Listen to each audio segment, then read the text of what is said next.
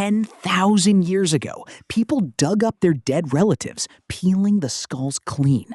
They then spent weeks carefully rebuilding their faces out of thick lime plaster, using seashells for eyes and paint for skin. And then they kept them inside their houses for generations. Scientists still can't agree on why.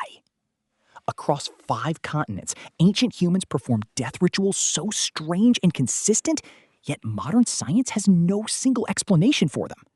The mystery begins at ancient Jericho, roughly 8,500 BC. This practice predates the Egyptian pyramids by 5 millennia.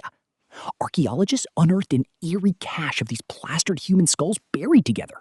Their bases were plastered flat, creating a perfectly stable surface to sit upright on shelves. Wear patterns on the plaster prove they were handled repeatedly over decades. They weren't put away, but remained active members of the household long after death.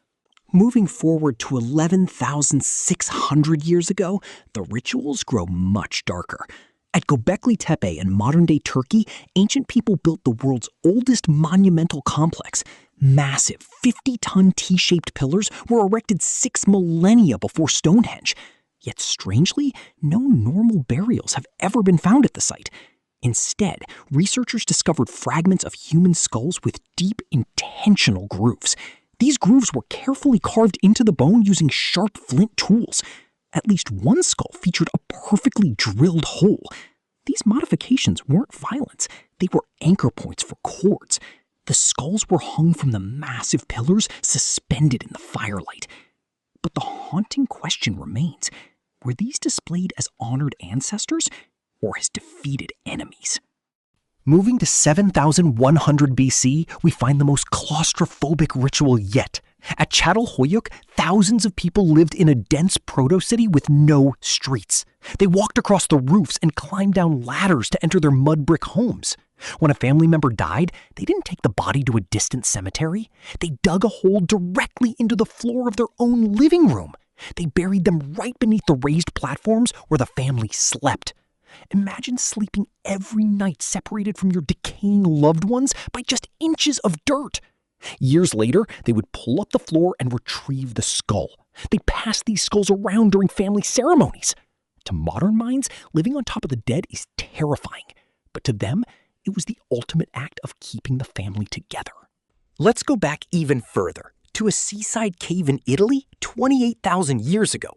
Here, archaeologists found the young prince, a teenage boy laid on a bed of blood-red ochre. He was dressed in hundreds of seashells and a massive flint blade brought from 300 kilometers away. But look closer at his jaw. He had suffered a fatal wound, likely from a massive bear attack.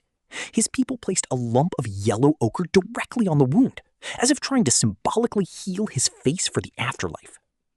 Thousands of years later, in the exact same cave, a different community performed a ritual entirely new.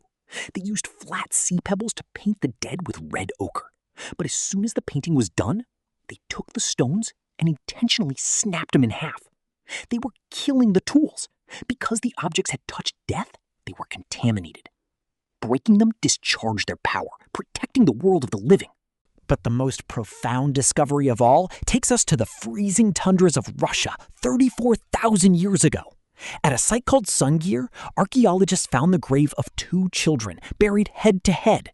Their clothing was covered in more than 10,000 perfectly carved mammoth ivory beads. To carve a single bead from mammoth ivory using stone tools takes about an hour. That means someone, or an entire community, spent over 3.5 years of full-time labor just to make these beads. And here is the most incredible part. Both children had severe physical disabilities. One had badly bowed legs, the other was likely bedridden. In a brutal Ice Age environment, they couldn't have contributed to hunting or gathering.